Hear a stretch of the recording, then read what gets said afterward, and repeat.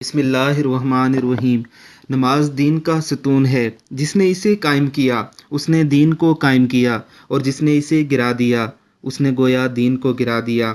नमाज मोमिन की मेराज है। नमाज अल्लाह रब्बुल इज़्ज़त से मुलाकात का ज़रिया है। सैयदना अलीउल मुर्तज़ा रज़ी अल्लाह ताला अन्हु फरमाते हैं कि जब मैं चाहता हूँ कि अल्लाह रब्बुल इज़्ज़त से बात करूँ तो मैं नमाज़ पढ़ता हूँ, और जब मैं चाहता हूँ कि अल्लाह रब्बुल इज़्ज़त मुझसे बात करें तो मैं कुरान करीम की तिलावत करता हूँ।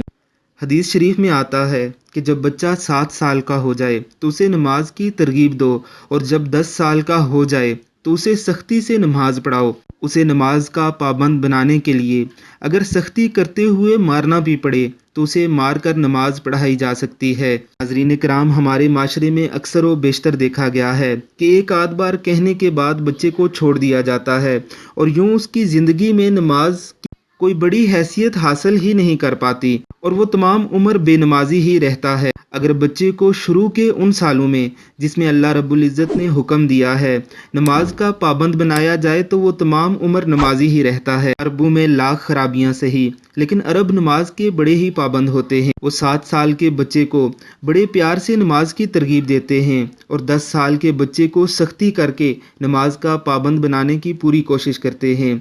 इस वीडियो में आप देख रहे होंगे कि एक बाप अपने बच्चों को नमाज के लिए उठा रहा है।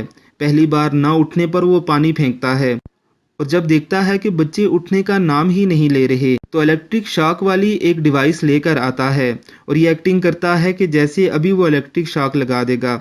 बच्चे भागते हुए नमाज की तरफ जाते हैं। अगरचे ये एक मज़ाहिया वीडियो है, लेकिन अरबों के यहाँ नमाज की अहमियत को वाज़े करने के लिए ये एक बेहतरीन तरगीबी वीडियो भी है। अगर आज हम अपने बच्चों को भी इसी तरह सख्ती से नमाज का पाबंद बनाएं तो हमें अगली नस्लों के लिए फ़िक्र करने की ज़रूरत नहीं पड़ेगी।